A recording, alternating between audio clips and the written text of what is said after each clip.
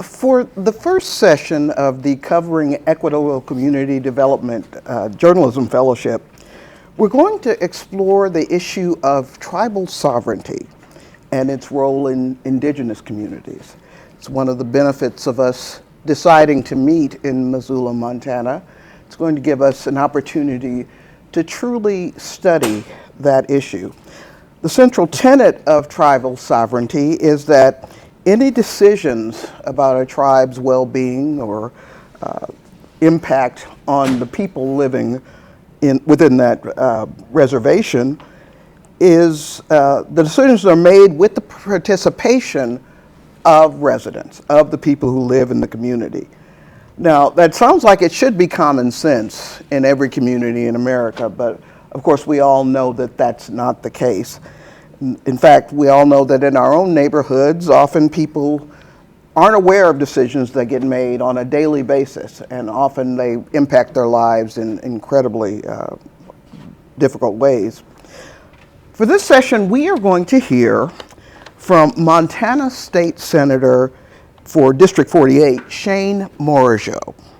Shane is a member of the Confederated Salish and Kootenai tribes, and he grew up on the Flathead Reservation. Shane has served as a tribal prosecutor, a general legal counsel, and as the deputy executive officer for the tribe, where he managed communication and public affairs. Shane is going to take us on a bit of a deep dive into the issue of tribal sovereignty. But I think our biggest benefit in having him address us today is, again, that intersection of policy and real-world impact in people's lives, and whether people themselves have a role in discussing this. So as we explore the topic of tribal sovereignty, Shane is going to help us set the tone for the rest of the week. So Shane Morigeau, thank you so much for joining us today. Thanks. Let me ask you, before you get into your presentation, which I learned a lot from just this morning after you sent it to me, but tell us a little bit about your background, where you grew up, and how you got involved in the law. Yeah, well, I guess I could go to my first slide, and then my hope was I could just show you slides and I don't have to say anything. But I do have a bit congested today, so you bear with me. I do not have COVID, so I did test for that just to make sure I just have a stuffy nose here. So a little bit about me. My name is Shane Morigeau, member of the Salish and Kootenai tribes. My parents are Constance Morigeau and Victor Morigeau. My great-great-grandfather was Chief Charlo, one of our last recognized chiefs of the Salish and Kootenai tribes. My grandmother was Genevieve Charlo, and my grandfather was Jack Alexander Morigeau, who is a Navy vet, and I'm very proud of that. My mom's mother was Edna Doreen Garin Whitworth, so she was part of the Dishaw and Wheeler family back home as well. My mom grew up a little bit in both my dad and mom both kind of grew up in and out of like care and foster care systems. So you know their journeys have shaped me as a person as well. I've been in the legislature. I served as a House rep starting in 2015, and then I moved over to the Senate. I was appointed to be in the Senate for the 2021 session, and then I ran for election. I made it back into the Senate for the last cycle, and then I'm a holdover, so I'll be in the next session. So I've been a member of the Montana Bar since 2011. You guys already heard, my background, some of the work I've done. I will say that public affairs and communications work. So, I did that was really filled in and did our communications work. So I interacted with a lot of the journalists. I will say that work is very tough. It's exhausting. That and then also doing public affairs work and being an attorney can, be a lot. But the work that you guys do is so important, and it's challenging work. And being able to work in that position for the time that I did really opened my eyes to that, and especially seeing, the deadlines, the type of research, the type of angle, that these stories that you guys go take on a story, it can be tough. So really hats off to all of you who are here today to challenge yourselves to learn more. So I appreciate that. Before I always get started, I just like to recognize that, we're on the lands of the Salish and Kootenai tribes. Most of the western Montana, parts of Idaho, British Columbia, and Wyoming were all our Aboriginal territory, over 20 million acres at the time of the 1855 treaty. I like to share that because in my presentation you'll see kind of how the policy eras have shrunk our territory, but kind of how like a lot of our rights and our world of sovereignty is shaped through case law in those treaty rights that encompassed really the reduction of our lands. I do like to share this particular video. I can't click on it myself, but I always ask, if you ask yourself, like, what is tribal sovereignty? Could you genuinely just answer that? And you're probably pretty familiar with this interview. But I like to always share this short video, not because I'm making fun of one political party or another, but because it genuinely is a hard question to answer. So I'll have you show the video clip. And I'm the editorial page editor of the Seattle Post-Intelligencer and a member of the Native American Journalists Association.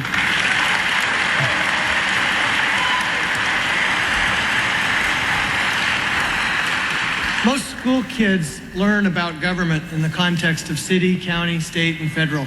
And of course, tribal governments are not part of that at all. Mr. President, you've been a governor and a president, so you have a unique experience looking at it from two directions. What do you think tribal sovereignty means in the 21st century, and how do we resolve conflicts between tribes and the federal and state governments? Yeah. Tribal sovereignty means that it's sovereign. It means you've been given sovereignty and you're viewed as a sovereign entity. Okay. And therefore, the relationship between the federal government and tribes is one between sovereign entities.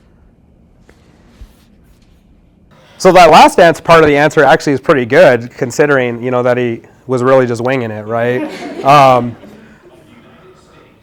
Yeah, usually that went a lot smoother than I was expecting. Sometimes when I do that, I'm like, clicking out of stuff. So yeah, even our president, right, at the time, presidential candidate, was having a hard time answering that question because it is a complicated answer because it's not so simple. If you haven't learned have like a basic understanding of tribes, it can be hard to kind of comprehend, like, what does that mean, right? So that's actually why I kind of like, I'm not going to read everything from every slide. I'm just going to kind of breeze through this because I know we have other people who are going to talk. But I think that's always a starting point for me because I think a lot of times, especially as reporters, people don't understand, they don't understand the way tribal governments work or, how they're structured, or even the history of of tribes. And in my mind, that kind of produces a lack of respect for tribal governments and the types of stories that are covered and the type of angle that people take on tribal governments, right? And so what is it? It's the inherent right and power to govern oneself. Kind of George Bush sort of said that, right? Tribal sovereignty refers to the right of American Indians and Alaskan Natives to govern themselves. The U.S. Constitution recognizes Indian tribes as distinct governments, with a few exceptions, the same powers as federal and state governments to regulate their internal affairs. It includes the right to establish our own governments, determine our membership, enact legislation, and establish laws and court systems. It gives authority under the Constitution to Indian affairs, to the federal government, not to state governments. Just as the U.S. deals with states, they deal with tribes as well. And we're not treated as special interest groups. We're not, or individuals or some type of non-governmental entity. I think that's really important because I think a lot of times people think like tribes are just kind of like there and the government is, providing them only services. I always try to have people think of that like, well, CPS services or any sort of type of service that you can get through the state, there's similar types of programs and services with most tribal governments. So there's a lot of, obviously a lot of differences, but a lot of similarities in that regard as well.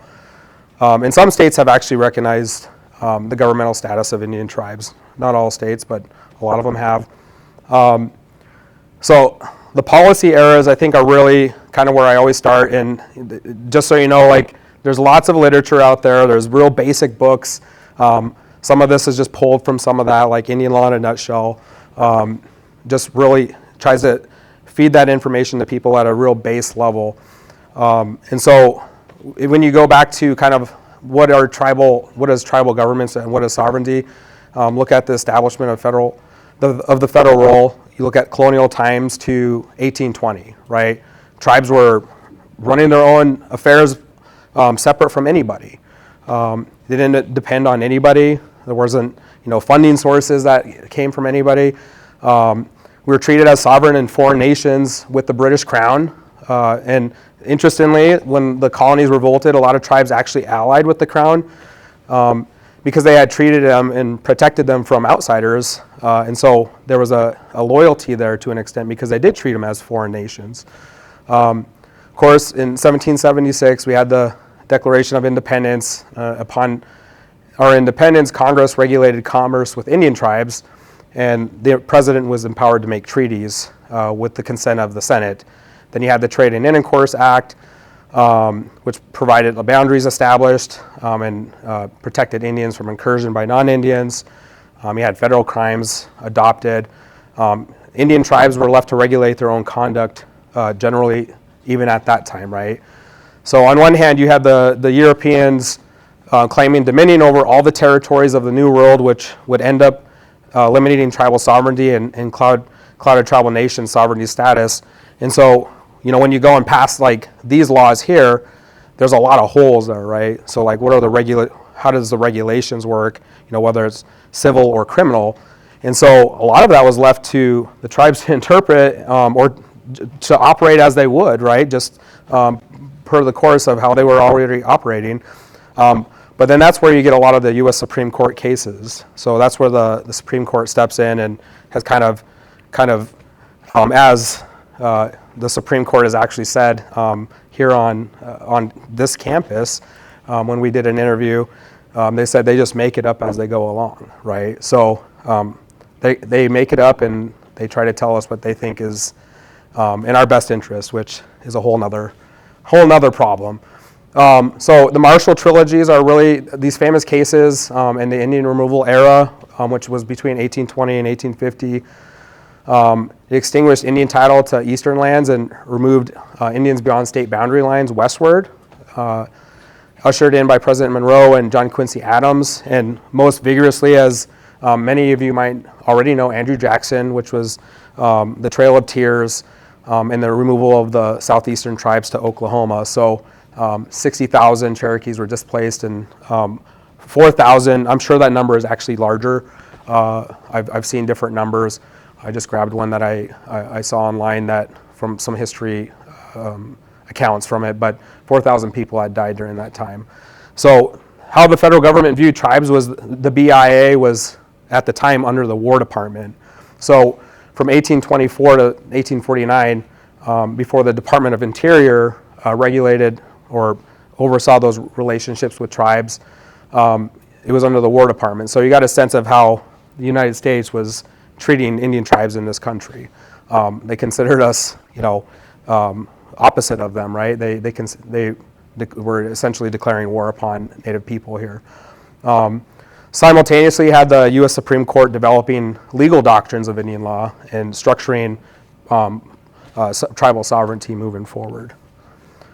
This was a landmark case, Johnson v. McIntosh, which said that Indian tribes can only grant lands to the federal government, an exclusive title to those who discovered it under the doctrine of discovery. So this is what I'm talking about, like these things that just got made up, right? So, you have like manifest destiny, and it's like, well, how do we portray this image of Native people and justify our actions, right? Well, we got to make them appear to be incompetent savages. We have to justify our actions. We have to create a culture of disdain and hate towards a set of people to justify these things. So they created this doctrine of discovery. So if you weren't from a Christian nation, everybody who came over here basically were displacing tribes under this doctrine of, the tribes weren't from this Christian background, right? So we had the right to occupy, but the right to dispose of soil was diminished. Marshall was, at the time, and this is interesting because there's a real conflict of interest. Justice Marshall was a well-known land baron. So back then, that was kind of like how the stock markets worked. It was sell lands, buy sheep, sell them at a higher price, right? And so that's what he did, and that's how his family made a lot of money. So the next big case was Cherokee v. Georgia, which said Cherokees are not regarded as foreign states, different than the British Crown, right? Within the meaning of the Constitution, but qualify technically as a state. And so we were distinguishing political societies separated from others, managing its own affairs and governing itself. And this is the case that coined the phrase domestic dependent nations. And then this was the third of the Marshall Trilogy, the third big case, where the Supreme Court stated that Indian nations have always been considered a distinct independent political community, retaining all their natural rights as the undisputed possessors of the soil from time immemorial, with the single exception of that imposed by irresistible power, which excluded from the intercourse with any other European nation, basically. So we couldn't go and, go to Canada and do dealings with Canada, right, or the Brits. So they determined in this case that the laws of Georgia didn't have any effect in Cherokee territory or Indian country. And this is where, like, the Trail of Tears happened. Andrew Jackson stated, Justice Marshall has made his decision, now let him enforce it.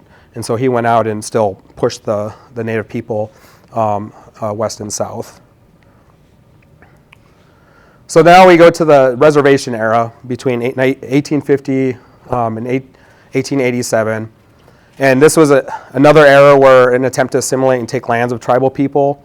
The Hellgate Treaty is the treaty here that was signed at Council Grove State Park here just outside of Missoula, or in Missoula technically. And it established the Flathead Reservation of 1.317 million acres. It was signed in 1855 and ratified in 1859. There was actually supposed to be two reservations. The Bitterroot Valley was surveyed and examined. And the story is that, the Bitterroot Salish lived in the Bitterroot Valley, and my great-great-great-grandpa, Chief Charlo, said, that's where the bones of our ancestors were buried. And people literally, after this treaty was signed, lived in the Bitterroot Valley to the age of 30, right? Like their whole lives were there. And eventually, there was an executive order saying that the survey was completed and that the Jocko, or the Jocko Valley, or the Flathead Reservation where we are now, was better suited than where the actual Native people were. So the thought behind this, and also during that treaty process, interestingly, there's been accounts where they say that the Native people understood 10% of the conversations that were had. I've heard different numbers of that, but I've heard that before, which is interesting, right? Like, we have these agreements that we think we have, and people walk away with a 10% understanding. Around this time, we had the Homestead Act in Montana, which was this competing land interest for resources across the state of Montana, kind of talking about the home, that manifest destiny concept. And then in 1871, Congress ended treaty making. In 1878, we had the off-reservation boarding school era. So that was kind of the era where we're still, to this day, trying to heal from that, but basically, kill the Indian to save the man, and remove culture from natives and send them to boarding schools. After 1871, treaties were entered into via statute or by executive order. I think the only one in Montana that was by executive order, I believe, was Rocky Boy. So allotment and assimilation, the Allotment Act was passed in 1887. And so this is really important because this is kind of where you have like these, things get complicated, right? So you have this Allotment Act passed. It was to get land, prosper, and assimilate middle-class farmers, break up land bases, and 160 acres to each head of family and 80 acres to others. And then they would double that if it was suitable for grazing. This was what, basically they came in and said, we're gonna give Native people who live here, we're gonna want you to become agrarian farmers. We're gonna give you a chunk of land, and the excess, we're gonna sell it off in your best interest, but to homesteaders and people for pennies on the dollar. So 138 million acres in 1887 went to 48 million across the nation by 1934. So 90 million acres were lost across the country in Indian territories. In areas where a lot of treaties had been agreed upon, right? So I talked about, the Bitterroot Salish. Our treaty was in 1855. And so the Bitterroot Salish continued to live near Hamilton until 1891 under the assumption that we had the right to live there under our treaty. But we were pushed out at gunpoint out of that area to the Flathead Indian Reservation in 1891. So, people were, 36 years old. People who were born there were, had to walk all the way. And we call that our Trail of Tears for the Salish people.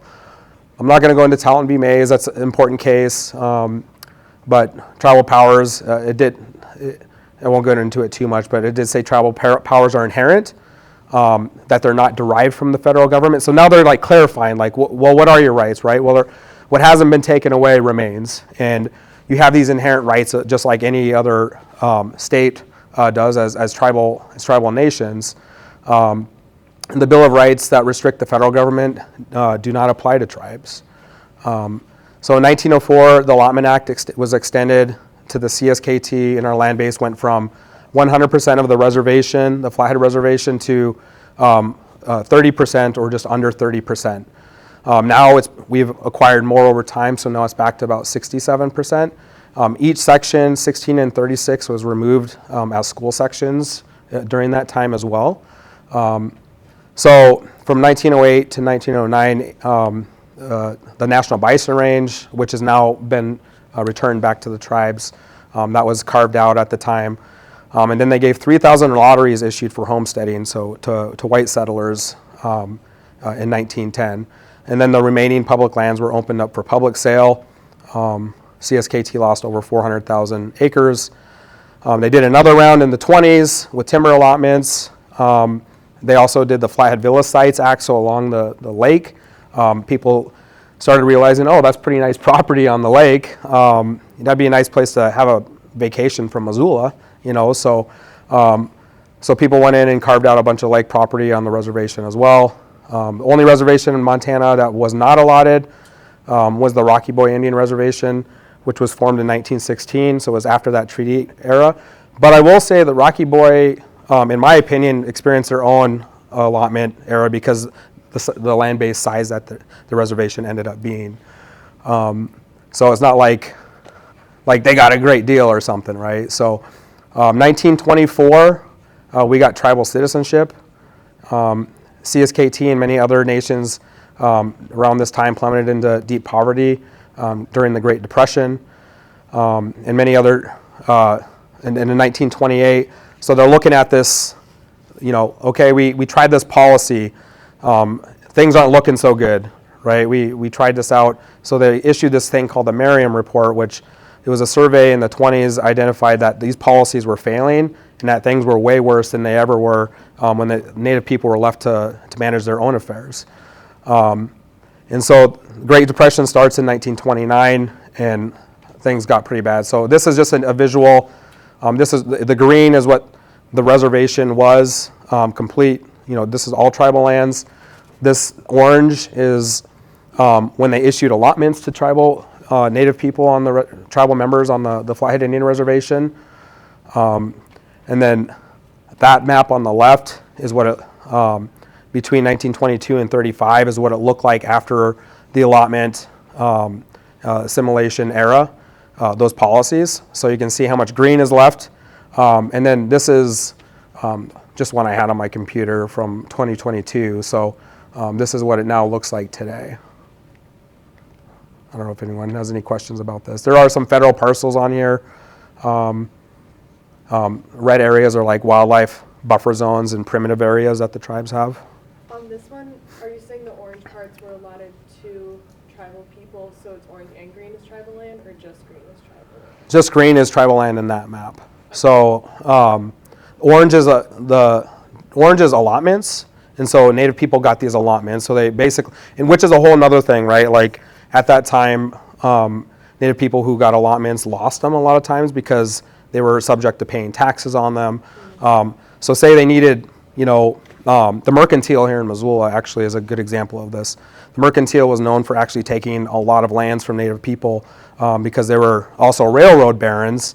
And so what the people would do is be like, well, we're hungry, we need rice or we need food, right? Flour. They'd say, well, put up your land, we'll give you a bag of flour and some milk. And if you don't pay it, you're going to lose your land, which happened to a lot of people. So, and then the tan is kind of like the homesteads that were issued to non-Indians. So this is the Indian reorganization era, 34 to 53. This was where they kind of came in and said, okay, we got that report. Things are not looking good. We got to do something else. So they said, we're going to protect the land base. We're going to end that era. We're going to set up legal structures for governments. So they ended allotments to try and end the effects of government neglect and abuse. Tribes had the option to develop constitutions. CSKT was actually one of the first ones that did. And sort of started structuring and organizing kind of in a more Western sense, I guess, of an organized, council legislature, so we have 10 members at CSKT. Then we had the Termination and Relocation Act, 53 to 1968, where they said we're going to terminate governments altogether. Stuff still isn't working out too well. Wanted basically Native people to become state citizens and subject to state law. They converted a lot of lands into private ownership and oftentimes sold them. A lot of people went into economic hardship during that time. We had laws like Public Law 280, which conferred states the option to do criminal laws on reservations. There were some states that were mandatory states that were allowed to do that, implement state laws. And then there were some states were optional, like Montana was an optional state at the time. Then we had the Voting Rights Act around that time, which strengthened voter protections for Native people who were who were basically enduring voting right violations throughout the country as well. Not allowed, lots of suppression laws, just like we saw with minority people across the country. So self-determination era to now, and a lot of times we call it nation building. We had the Indian Civil Rights Act in 1968 that was passed. Determination policies were declared a failure, and so we came up with, by President Nixon actually, so we had the Indian Self-Determination and Education Assistance Act. So this is important because now when we look at like how are things morphed, well now the government, when you had all these treaty obligations, they said, oh, we're going to provide healthcare, we're going to provide education in exchange in perpetuity to provide these sorts of services for you. And just like when we talk about property taxes, Native people paid property taxes in perpetuity when they gave up land bases. For us, it was that 20 million acres, right? And so this law allowed tribes to now step in and start running those programs for ourselves and for our own people. So contract and compact programs to where we're running them, we step into the government's shoes. And oftentimes people are like, well, why were the feds running them anyways? If you go back to the history, like I just said, the federal government reserved the right to deal with tribes, and primarily in the context and getting tribes to relinquish land, so that those treaty obligations. But this is more complicated than just that. The part of that process that U.S. deals with tribes, and as part of the land transactions, by coercion and force, the U.S. made commitments to provide services through those agreements, those treaties, as I just mentioned. And then government programs on reservations turned into basically a system of patronage for agents. So these workers would come into Indian communities, and oftentimes with the aspirations to run for Congress, right? And so they go work for an Indian reservation, go work on a reservation, go do their time, and they would sell off resources. A lot of those resources were mismanaged and ended up into people's pockets. Lots of that money was unaccounted for. Cobell case just scratches the surface, right? Which was a major wrongdoing identified. Indian agents had unlimited authority in decisions making in Indian communities, and so it really allowed them to kind of structure systems to take a cut. Shane, I'm going to jump in here because for two reasons. One, we certainly are lucky to have your presentation, which all of the journalists will be able to refer back to and ask you more questions during our Q&A period. But before we go on and let your co-speaker join us, I want you to think about my own personal question to you. Number one question would be this intersection, now that you are working with the state legislature, but you're also keeping tribal sovereignty issues in mind. When we get back to you, I want you to talk about negotiating those or that sort of line. How do you do both? Mm-hmm. So I'm going to ask you maybe if you would trade places with Pauly for right now. We have the special opportunity here to hear from one of your fellows. Generally speaking, we let y'all come and relax and do what you're going to do. But Pauly, we're going to put you to work because back in April, Pauly Denetclaw spoke to our Widening the Pipeline fellows, early career journalists of color, who participate in our program. And the theme of her discussion was maintaining indigenous sovereignty inside the newsroom and outside. And one of the most powerful things Pauly said during her presentation was she was at a meeting, and there was, I think a New York Times journalist heard her presentation and said, you know, I've been covering indigenous issues and tribal issues for years. I have never understood what was going on until you talked with us about the importance of sovereignty, what people don't understand about self-determination, about the rights, how you navigate the two. So I wanted Pauly to come and sort of restate that incredible insight that she shared with us, and then also talk about some of your work with the Indigenous Journalists Association. So I'm going to let you take it away. Yeah. It's Shane Pauly Denetclaw and Montana. Oh, thanks, Senator. Yeah, you might need to speak up. Oh, okay. Pauly Denetclaw, Ganesha, Hulsa, Nishlando, Kiani, Bashichin, Bits, Anindashache, Doashin, Dashanele. Hi, everyone. My name is Pauly Denetclaw. I am Meadow People born for Towering House People, and I am a citizen of the Navajo Nation, and I'm originally from Gallup, New Mexico. And I'm currently based in Washington, D.C., where I am a political correspondent. Hi. Okay. So I feel like this does nothing, to be honest. Okay. So one, I just want to let everybody know that being Native American is not a racial classification. It's a political identity.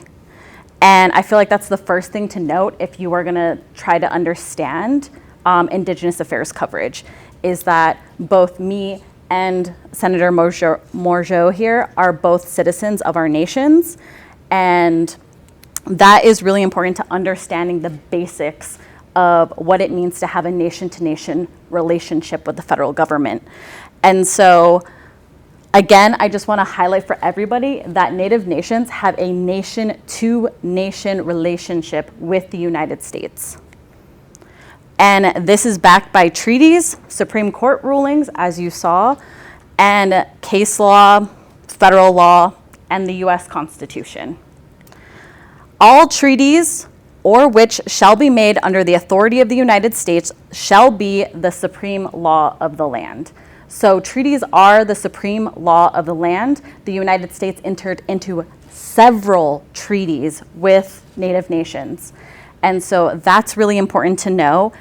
For the Navajo Nation, which is where I'm from, it is the Treaty of 1868. And so that's the treaty that governs the treaty rights that my tribe has, which again is education, which is access to health care. And so when we go to Indian Health Services or the IHS clinic, whether it's run, anyways, I don't want to get into the weeds of it, but there's 638 contract health facilities, and then there's IHS run health facilities. And so those are paid for through treaty rights.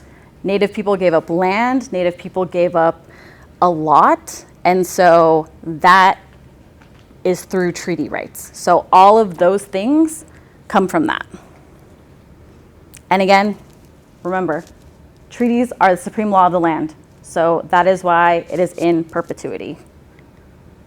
And so I just want to highlight here for everybody, does anybody here know who the National Congress of American Indians is? One. Okay. So this comes from the National Congress of American Indians, which is I would say one of the largest Native American organizations. They have been around for, I'm gonna say over 100 years. I could be wrong. No, 1960s. I think it's 1960s. There's another Native organization called the Association of American Indians. That organization has been based in Washington, D.C. for over 100 years now. And so there have always been Native people living in Washington, D.C. advocating for nations. And so this is what they say here. I did change, it said inherent, it said a different word there, but I want people to understand inherent rights, which is a key term to know. And so the essence of tribal sovereignty is the ability to govern and to protect and enhance the health, safety, and welfare of tribal citizens within tribal territory. And this comes directly from the National Congress of American Indians. And so if you don't know who they are, they're really great to understand. They have a whole bunch of information. They pass legislations. They have resolutions that talk about some of the issues that are important to Indigenous communities. And so here, I just want to highlight some important legal terms that are really important to understand if you're going to be doing any sort of coverage on Indigenous nations, and that's treaty law, which are the treaties that nations signed with the US government, inherent right, which is what Senator Morigeau was talking about earlier, that our right to govern ourselves is not given by the federal government. We have inherent right. Because we have existed on these lands, because we continue to exist on these lands, we have the inherent right to govern our nations, our people, our communities. And tribal sovereignty, again, is more of a legal term created by the federal government, which refers back to and creates a law sort of like foundation that Native people have the right to tribal sovereignty, that we have a nation-to-nation relationship with the US government. And self-determination. Native people have the right to self-determination. Tribal governments have the right to self-determination. We are allowed to and given the resources to govern our own people. So for me, on the Navajo Nation, I have my own president, I have my own vice president, I have my own Supreme Court, I have my own judicial system, I have my own court systems.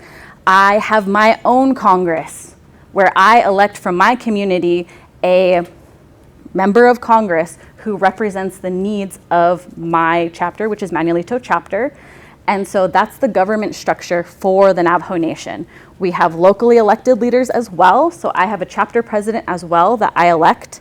I also have a chapter vice president, a secretary who happens to be my sister. She just got elected. And so she serves to represent our chapter house. And so right here. This is the Tribal Nations Media Guide created by the Indigenous Journalists Association. And this outlines all of the information that helps you understand tribal nations. There are there are 575 tribes. They all have their own languages. They all have their own cultures. They all have their own government structures. They all have their own laws. And so this is really important to understand because there are nations that don't have a 3-branch government system. My government doesn't have a constitution. And so we don't have a constitution. There are a number of other tribes who do have constitutions. All of the language that is in those documents is different. And so for the Navajo Nation, we have our own belief system put into the governing documents for the Navajo people, for Navajo Nation Code is what it's called. So yeah, this is really important, and I want everybody to really look at this and understand this if you're going to be doing any sort of coverage within Indigenous nations, because this is really important to understand. And it's like government, economy, geography, treaties, people, culture. And there are so many differences that exist within like tribal nations. Like, I don't know anything about tribes in Montana. They're so like different from us in the Southwest. And I feel like that's really important to note, is that even I would not be able to come here and know what's going on within the local communities here, even though all I've ever done is Indigenous affairs coverage. So the other thing that I want to highlight, I forgot to include it because I love including it. It is our IJA bingo guide. And I would encourage all of you to please look at that. And if you write a story and you hit a bingo, rewrite your story. That's what that's used for.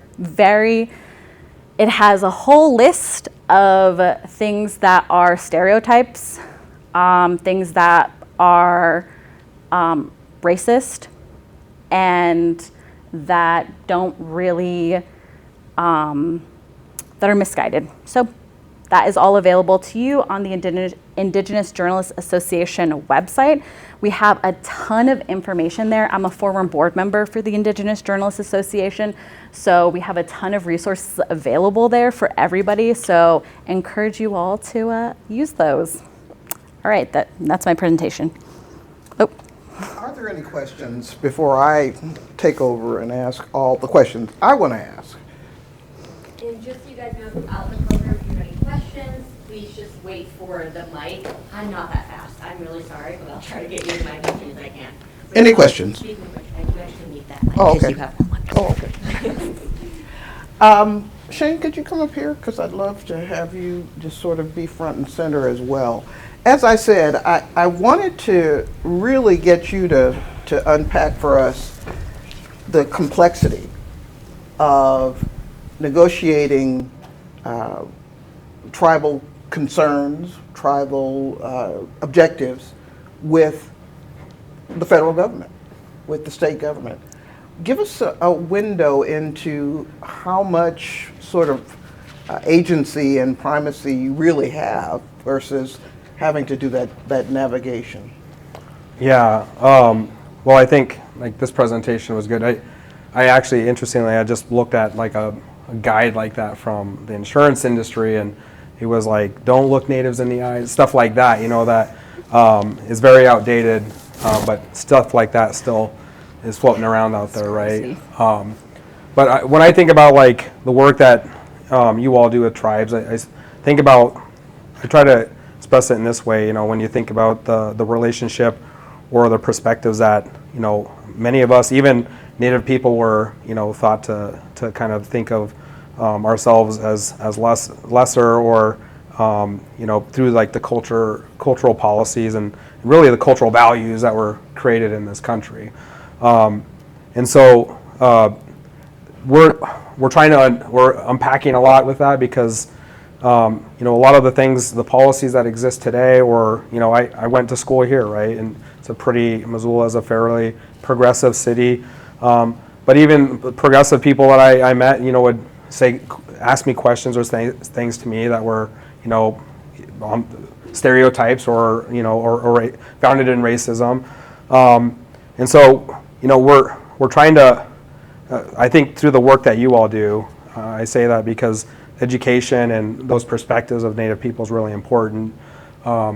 Because I think we're trying to kind of change the dialogue or include the perspective of Native people in a way that actually is representative of us in all shapes and forms, right, in the work that you all do. And so I think a good place to start is just think like, what is your perspective of Native people? Like what is that, and unpack that for yourself, because I think it's a good place to start, especially when you think about like the presentations that were just provided, like some of the perspectives you have, like were they influenced by those policies through those policy eras, and how does that shape your perspective of Native peoples and communities, right? You didn't see us present about casinos, right? We have them here in Montana, but they're the Flathead Indian Reservation is 80% white, actually. 70% of the land base is the Salish and Kootenai tribes land base, but the population base is predominantly non-Indian. So we're a minority on our own reservation, even though it's a massive land base, right? So when you, like all those relationships have created like that history that we just, that's like I know it's a lot, right? Like I gave this presentation to like middle school kids once, and I think one kid like licked the screen or something, and I was like, all right, this is it was a lot more, actually it was even more technical than this. I was like, I think I need to rework this thing. It's a lot to take in. I know there's a lot of information, but that just kind of gives you an idea. Like tribal history is complicated in this country. It's founded in a lot of these eras, and tribes have always had this inherent sovereignty as governments to work with the federal government and states. Now you have this complex structure where you have like federal laws, you have state laws, and now we're trying to, a good example is water, right, or wildlife. We're trying to manage wildlife and water on the reservation while also having, 80% non-Indians that live there, and fee lands and federal lands.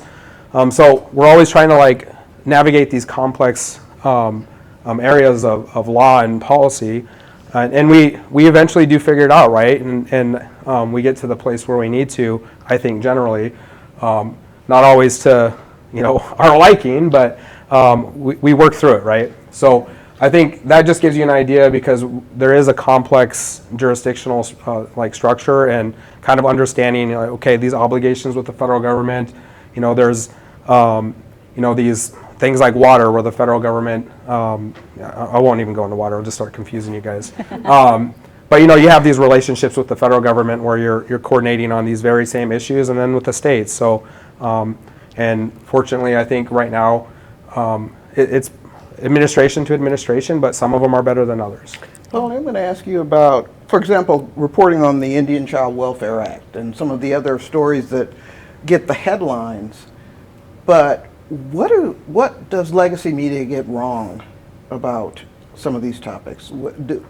Is there too much of a dependence on stereotypes, or just stuff that's already been done versus actually really understanding the issues? Yeah, and so I do want to say again that I went to go cover the swearing in of Mary Peltola when she first got elected to Congress, and Representative Peltola. And when I was there, I did meet a New York Times reporter whose job it is to be in those spaces and to do this work. And I have been told from sort of folks that it's generally all issues should be covered, right?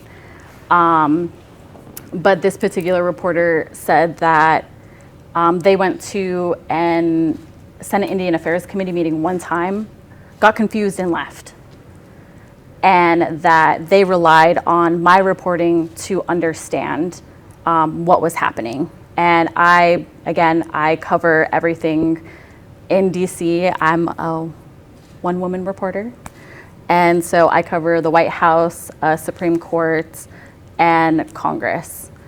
And so one of the things that I think is really important is when it comes to Indigenous affairs coverage, there are so many other issues that exist beyond, like, a lot of times environmental coverage is a huge, like, Indigenous affairs beat.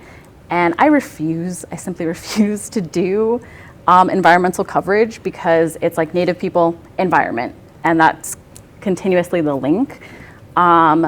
Missing and murdered Indigenous women, Indian Child Welfare Act, again, being challenged again in Minnesota, so keep an eye on that. And so there's a ton of cases that are really important and that should be covered, and I'm not saying that they shouldn't, but there are a lot of other issues that exist that nobody ever looks at. And so for me, like the Intercourse Act, very interested in that. There's a lot happening when it comes to the Treasury. I go to the Treasury Tribal Advisory Committee meeting. It happens 4 times a year. It's called TTAC, and they're doing a lot of really incredible stuff there. The Department of Commerce is doing really great stuff. The U.S. Department of Ag is doing stuff with Indigenous people and reintroducing buffalo. And how does that process work? And how do they work with tribes to make that happen? And so there are a number of other stories that are there beyond culture, beyond art, beyond powwows. I feel like that's all the coverage that I see. And when it comes to legacy media outlets, it's often rooted in misinformation. They don't understand the basics of what it means to cover Indigenous affairs. And you can see that in their work. Any questions from the floor?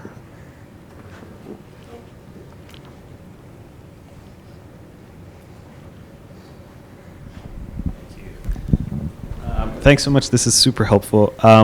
One thing that I'm curious about is unrecognized tribes. Can I ask you to introduce yourself? Oh, sorry. My name is Abdullah Fayyad. I'm a policy correspondent at Vox. For unrecognized tribes, how do they go about exercising their inherent rights and right to self-determination, so long as they're not recognized by states or federal government? And kind of, what's the process to, or I guess how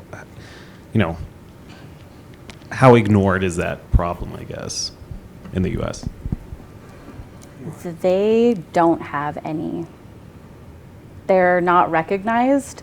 And so the process of getting federally recognized is that you have to prove a number of various documents. It's really expensive, so that's why a lot of unrecognized tribes don't do it, is because it's extremely expensive. But the other side of that is that they're straight up fake tribes. There was one in Texas, I think, that did get recognized by the state of Texas because the state of Texas decided to get rid of its Indian Commission. And so that now there's just a fake state recognized tribe. And there was a huge investigation that one of my mentors, Tristan Autone, he did on that story.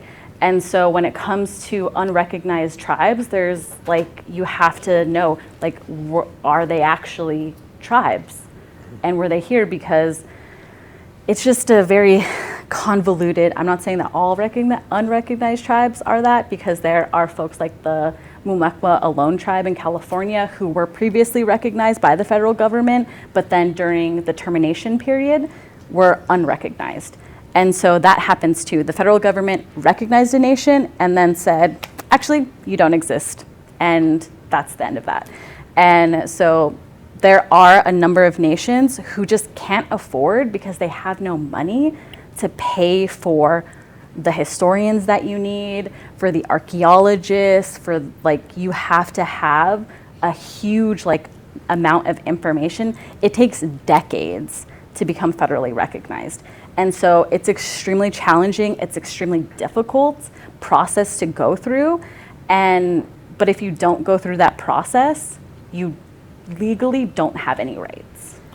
And there's things you can do, like, you can organize your, like Little Show, for example, just was recognized recently here in Montana. And, one of the difficulties in recognition is that the historians are trying to find, written documentation, but a lot of stuff is oral histories, right? And so the only way you get that is by interviews. You interview people and you try to get history that way, or you go to, you go and look in the archives and you try and find what you can, right? And so you're trying to like check these boxes and the packets that are they're required to put together. But you can, without being recognized federally, you can always go and get recognized by a state. You can go through that process by resolution or whatever it might be, and then you have to you can have an organized, structured, government in however form that tribe wants or has, and establish, their enrollment criteria. There's lots of things they can do or have done already, but to access a lot of those, the resources for like a lot of the programs and stuff that, and I say that it's not like CSKT, we fund a lot of our own stuff through our own. We don't have a tax. We have a limited tax base, so we have to go raise revenues. So we have to think outside the box to come up with ways to fund a lot of the things in our government, which is why we have like tech companies and those sorts of things. So but to be able to access the federal funds, you have to be federally recognized. As we wind down, one of the core themes of this training is going to be health equity and access to care, healthcare infrastructure in communities. And our field trip will be to a clinic in Ronan. And one of the things I wanted to ask you about, Shane, was again that sort of navigation between healthcare provision and access in the local, national, federal sense versus the system that tribes have set up to provide care. One of the things that we all know, I think it's pretty common knowledge that for people of color in America writ large, healthcare outcomes are different. And life expectancy, that's one of the things that we'll be exploring in one of our sessions tomorrow as well. Where are we in sort of understanding whether or not tribal sovereignty has been able to provide better care for indigenous communities in terms of responding to what the needs are, providing access, etc.? Are we in a situation where, even with all of our challenges as a society, indigenous people have a better shot at getting the care they need? I would say that in the we have a tribal health program. I think it's compacted. So we step into the shoes of Indian Health Services and run the majority of the functions and programs to our health system. I think for the longest time, I think the statistic was typically tribal health programs were funded at 10% of their need, and so I think over recent years that's improved, but I think it's not improved so much to where these statistics we see right in Indian country have changed drastically, right? I think Native people generally, on average, live in Montana about 20 years less than non-Indians, than a white man or white woman in this state. So there's obviously some disparities there, and I always just say the statistics speak for themselves, right?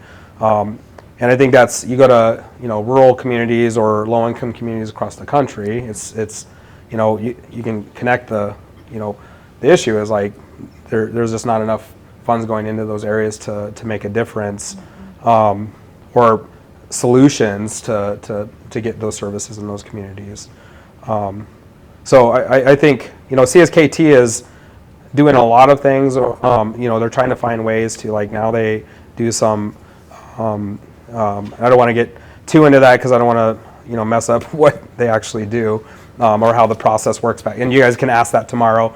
But they'll do some billing for some of the services to insurance providers. that allows them to get some resources back into to provide additional resources. Just like, you go to the doctor, how are they funding their services and paying their staff, right? They're billing your insurance providers. So I don't know if you had anything. Yeah, and then I just wanted to add that there are huge health disparities when it comes to Indigenous communities because the IHS, Indian Health Service, is woefully underfunded. It's chronically underfunded. They continue to cut our budget. As far as I know, former President Obama cut the budget continuously every single year, and then it was slightly increased under the Trump administration, and then after that, now we're talking about what is so it's called mandatory funding, and it's basically where Congress enacts laws and you have to fund it. And so the movement now is to put Indian Health Services, which again, highest law of the land, is a treaty right. The federal government has to fund it. They have to. They're required to. And so to have it under discretionary, not discretionary funding, but program funding for the federal government, it shouldn't be there. It should be under mandatory funding. And in order to fully fund Indian Health Service, I think it's over $20 billion, and we currently get around 8. And that's with the increase. It's been half of that before, like $4 billion, to run health programs for over 500 tribes across the country, including in Alaska, which are extremely rural communities where you have to fly people in and out just to access healthcare. And so that is not a lot of money. And that leads to increased health disparities. But the other issue when it comes to health equity within Indigenous nations is that they just don't have any data about Indigenous people. And Abigail Echohawk, who works for Urban Institute of Health, and it's based in Seattle, does a lot of work around oh my gosh, she has a really great phrase for it. I cannot remember what it is. It's like data. Anyways, she basically talks about how there's just no data around health when it comes to Indigenous people. I went and I tried to look for maternal health rates for Indigenous women, Indigenous women and people who birth. This does not exist. The CDC straight up told me that the number was, quote, too low, that they wouldn't give me the information because of privacy concerns. And so those are some of the issues that happen when it comes to data collection. And so we really don't know what the health disparities look like for Indigenous people, and also like racial misclassification. Oftentimes there are a lot of folks, like me, for example, a lot of people think like I'm Latino. And so if they don't ask or they don't think, like I get marked as not my correct race. And so like those are issues that happen when it comes to Indigenous people. There are also a lot of white passing natives who get marked as white when they are native. And so, yeah, just wanted to highlight those as well. I would add just super quick, the criminal justice system is an important piece of that too, and the funding is similar in a lot of ways. It's underfunded, but tribes are trying to do things to reduce recidivism, like CSKT has a wellness court, and so we're trying to now find ways to keep, to actually help people heal using, community-based methods instead of, just cycling them through the criminal justice system for, addiction issues or whatever it might be. So, but of course it takes money and resources, and all of those things are underfunded as well. I would love to learn more about this wellness court. We have a question here. Introduce yourself, please. Yes. Hi. My name is Bria Overs. I'm a business reporter. Yeah, no problem. My name is Bria Overs. I'm a business reporter at the Baltimore Banner. I kind of have a very general question, and I wish it was more specific, but I'm new to Maryland, so I still have a lot to learn about tribal communities there. And in all honesty, it wasn't something that I thought a lot about, unfortunately. I'm ashamed to say so. But one of the things that you noted in the tribal media guide that I thought was interesting was around the economics, and that kind of speaks directly to my beat. And I'm wondering, again, this is very general, if you have any tips on approaching that and kind of talking to tribal communities about economics. And also, as like a secondary question, I'm curious how much of a role like the general U.S. economics play in tribal communities. Like the Fed rate is like the big thing right now. Homeownership is another big one. Is that something that is also that folks in tribal communities are directly impacted by? Again, sorry, that's very general. Yeah, no. So I think a really great place to look at and a place is Savannah Mayer at Marketplace. She covers a lot of indigenous nations from the perspective of business. And Savannah is previously, or she still is, no, I think she's previously an Indigenous Journalists Association board member and does a lot of economics and indigenous affairs coverage. And so that's all she does. So I would recommend listening to her work. When it comes to economic development, that's a huge push in indigenous communities. Like they continuously talk about economic development. It continues to be one of the top issues that when I'm talking to tribal leaders in Washington, D.C., when they come, is like economic development. But there's a lot of red tape around economic development. There's a lot of issues around getting capital to do economic development. That's a huge thing, especially because there's no land base that you can utilize as collateral to access resources. And so that becomes then a huge burden and barrier. But there are things like casinos, which offer economic development.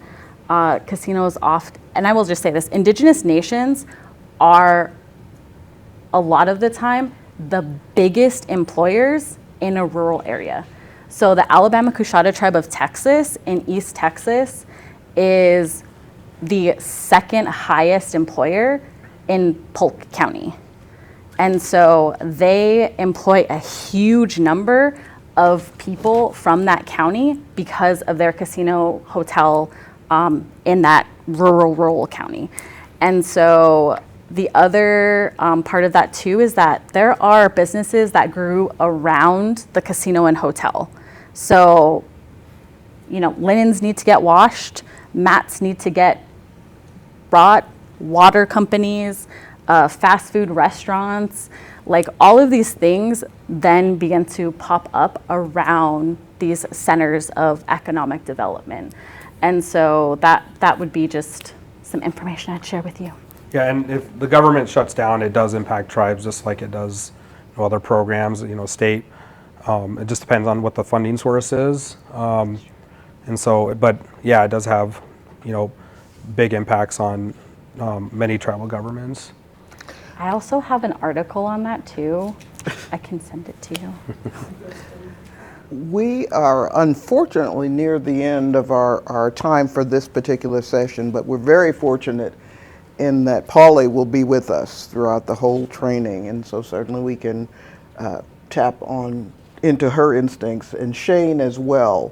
I think you have such a story to tell about, again, navigating the two worlds and helping to try to get the best benefit for your community.